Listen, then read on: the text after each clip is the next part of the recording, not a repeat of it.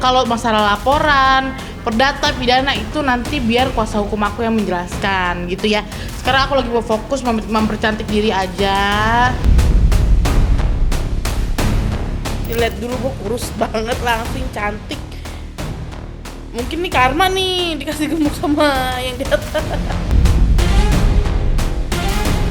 Kami ketawa ngelihat pengakuan dia dengan drama dia seolah-olah nangis minta perhatian lebih mungkin kepada teman-teman.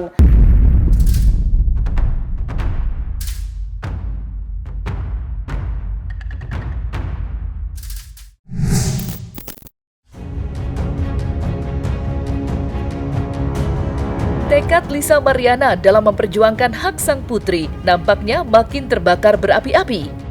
Ya, Lisa Mariana kini semakin berani menampakkan batang hidungnya serta menyuarakan jeritan hatinya di hadapan publik.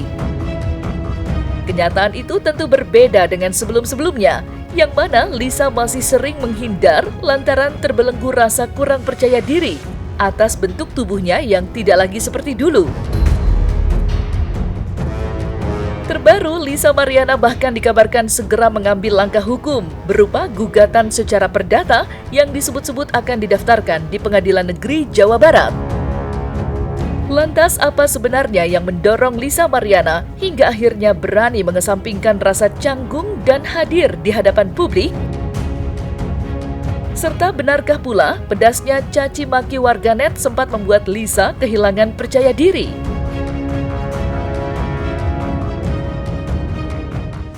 Oh iya, insecure iya, aku ngumpet loh gitu karena masih gemuk banget, kan ini juga masih gemuk banget gitu. Banyak support dari temen-temen untuk glow up gitu ya.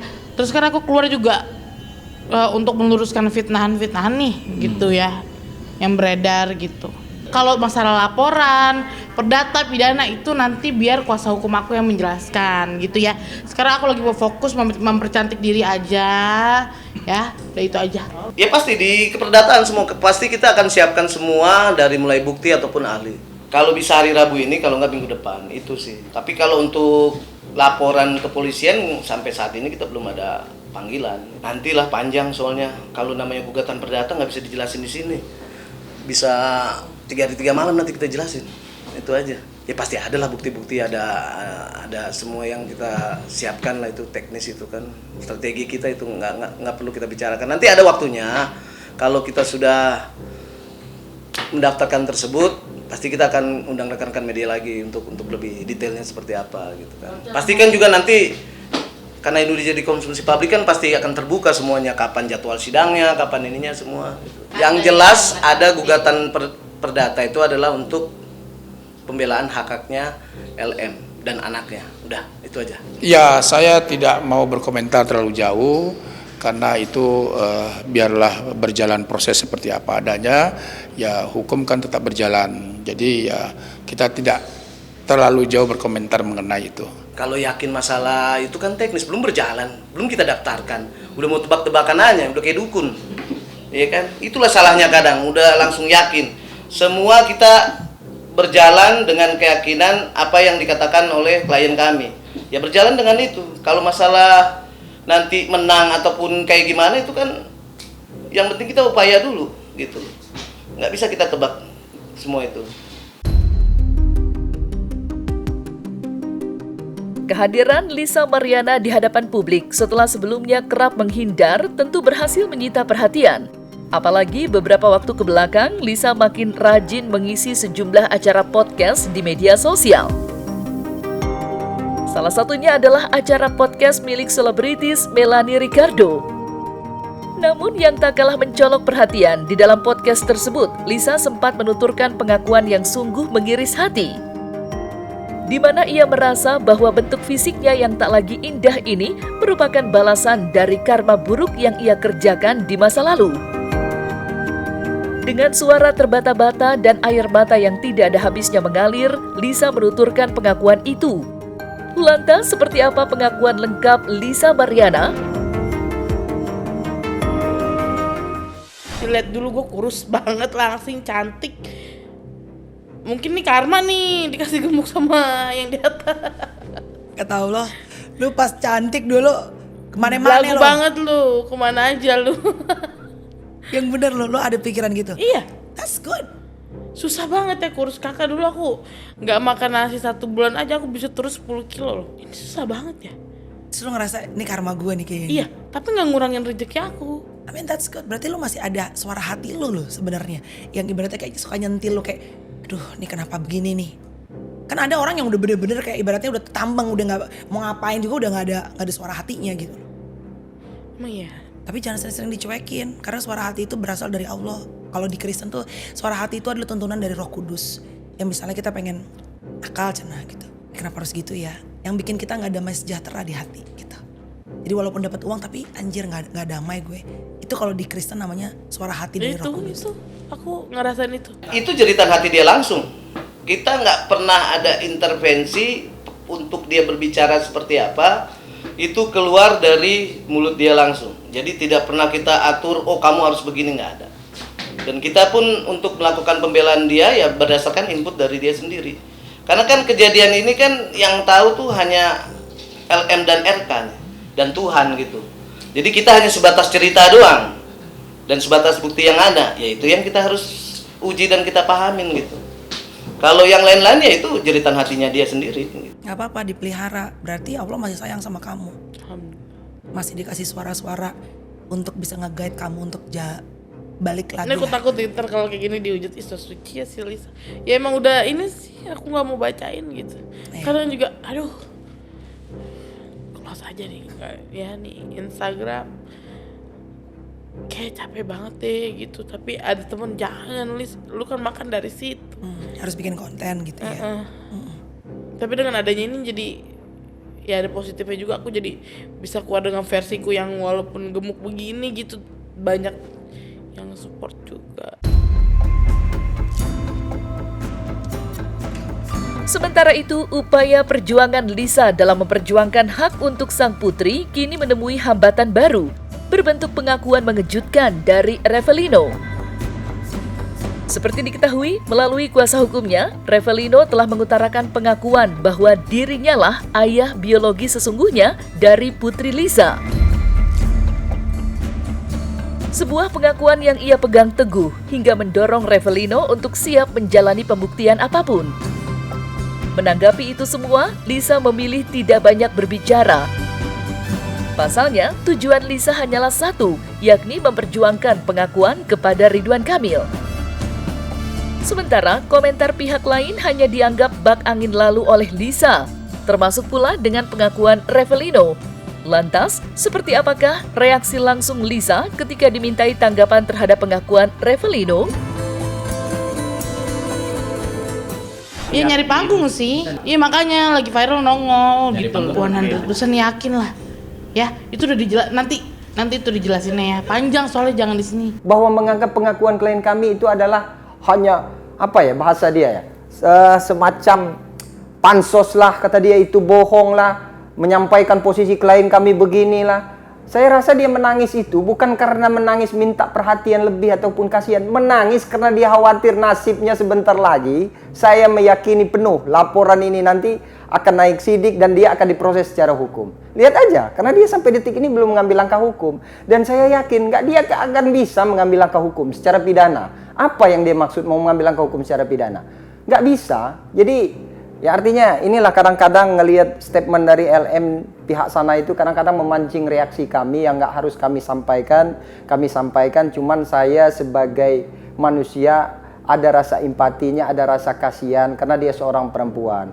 Kan begitu, cuman dia karakternya tidak tahu diri dan tidak sadar diri. No comment. No comment, tiba-tiba lagi viral nongol. Itu dia lagi di dalam tuh, di dalam penjara tuh. Jadi hati-hati juga, jangan terlalu jauh berspekulasi ya. Artinya Revelino itu telah memberikan kuasa penuh kepada kami. Kami yang berhak tahu, kami yang lebih tahu posisi klien kami. Cuman kalau memang beliau menyampaikan informasi itu ya silahkan. Artinya ditelusuri dari dia, kenapa kok bisa berkata seperti itu. Ya silahkan saja, kami tidak membatasi hak orang. Yang jelas klien saya ada sampai detik ini sehat dan dia mengikuti perkembangan informasi ataupun berita yang diisukan oleh LM itu seperti apa, setiap hari dia mengikuti seperti itu. Karena banyak hal-hal yang di media sosial itu yang kontroversi gitu loh. Ada yang begini, ada yang seperti apa, kita nggak tahu lah. Tapi yang pasti itu hoax lah. Karena apa ya, sampaikan aja ke pengadilan atau di pengadilan, kenapa harus begitu gitu loh. Apa untungnya gitu loh, nyampein seperti itu.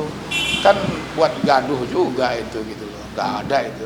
Ya hati-hati aja, saya khawatirnya nanti bukannya anugerah tapi musibah petaka bagi dia. Kasihan anaknya, apalagi saya lihat udah punya anak lagi kan dari suaminya yang sekarang. Ya makanya hati-hati, nanti habis bahagia kan begitu gembira, nanti datang lagi sedih yang luar biasa bagi LM ini nanti. Itu saran saya. Artinya kalau memang kita sesama penegak hukum, praktisi hukum sebagai kuasa, nasihatilah klien kita ke jalan yang lurus, jalan yang benar. Ya kalau memang itu fakta ataupun kebenaran, sampaikanlah kebenaran itu. Jangan ada kebohongan. Karena apa? Kalaupun sedikit kebohongan akan menyulitkan posisi LM itu sendiri nanti di kemudian hari. Hati-hati, saya sarankan. Dan Lisa tidak hanya menyangkal, tetapi juga menyebut Revelino hanya mencari popularitas belaka. Pria tersebut masih saja membeberkan cerita-cerita yang digadang-gadang berpotensi menjadi ancaman serius untuk Lisa Mariana. Apalagi dalam kesempatan eksklusif dengan tim Cumi-Cumi, kuasa hukum Revelino menjelaskan secara detail kisah masa lalu hubungan sang klien dengan Lisa Mariana, yang tidak hanya sekedar dekat, tetapi juga hampir merajut tali suci pernikahan. Lantas, seperti apa penjelasan kuasa hukum Revelino? Awal perkenalan, ini saya runtut sedikit ya, artinya saya persingkat ya cerita ini. Awal perkenalan mereka itu 2021 ya. Setelah itu lanjut secara intens mereka komunikasi di awal Maret. Ini yang diingat ya, karena hal-hal yang artinya yang berkesan itu diingat betul oleh klien kami kan. Awal Maret mereka ke hiburan malam di daerah SCBD. Setelah itu karena mabok, mereka jalan ke daerah Bogor, Sentul. Minaplah situ. Terjadilah hubungan badan, awal pertama kali berhubungan badan dengan LM. Itu di bulan Maret 2021 ya. Setelah itu lanjut mereka yang diingat oleh klien kami itu lebih dari 3 kali, lebih dari 4, tapi yang diingat salah satunya di 2 tempat, yaitu di daerah Bogor. Setelah itu lanjut pernah minap juga di daerah BSD Tangerang. Setelah itu LM itu mengaku hamil di awal bulan Mei 2021. Awal Mei itu 2021 dia mengaku hamil. Ino ini klien kami itu manggil dia itu Ica. Cak, kenapa Cak? Gua hamil ini anak lu. Gua minta tolong lu temanin proses kehamilan saya ini, dampingi. Ya, minta tolong ya Iya Cak, tenang aja, gua tanggung jawab, tenang aja. Intinya mereka sempat mau nikah. Sempat pertemuan, dia artinya klien kami sempat datang ke orang tuanya si LM ini, sempat mau menikahi. Ya artinya sempat mau ada persetujuan antara kedua belah pihak karena ada anak itu. Memang FWB aja, tapi bukan ayah biologisnya anakku. Tapi lama kalau itu gak berhubungan dengan beliau kan? Gimana? Masih lama mungkin ada dari kapan? Enggak ada lama. Ya teman dekat gitu ya. Satu circle aja dulu di Pamulang. Yang jelas-jelas dari awal perkenalan, dari awal pengakuan, klien kami tidak pernah membantah bahwa LM itu pernah mengaku. Konteksnya ini kan asmara, mereka ini pacaran, perkenalan mereka dari awal 2021, kapan berhubungan badannya, artinya lebih dari sekali, berulang kali, dan pengakuan hamilnya kapan. Ini terdapat persesuaian antara pengakuan klien kami dengan cerita yang diceritakan oleh LM itu pada saat itu dengan klien kami. Artinya secara ini kami meyakini, bahkan klien kami pun meyakini, tidak pernah membantah itu. Dan tidak pernah artinya dia menepis, oh itu bukan anak saya. Tidak, dia pun mengakui pada saat itu. Sangat dibantah dan itu banyak banget loh kesaksian palsu ya. Ya udah, aku no komen. Kami ketawa ngelihat pengakuan dia dengan drama dia seolah-olah nangis, minta perhatian lebih mungkin kepada teman-teman ya artinya masyarakat. Nggak ngerti lah tujuan dia apa. Tapi kalau memang mau buka-bukaan, hayo kita buka-bukaan kapan dan di mana.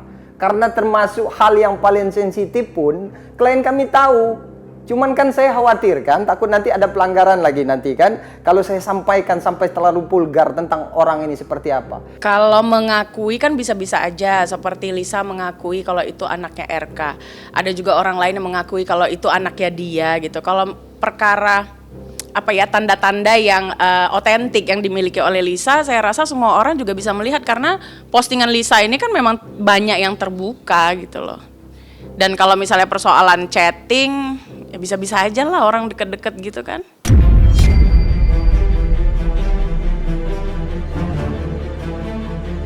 Nah, selesai sudah Cumi Lovers. Jangan lupa untuk like, subscribe, dan juga share channel YouTube Cumi Cumi.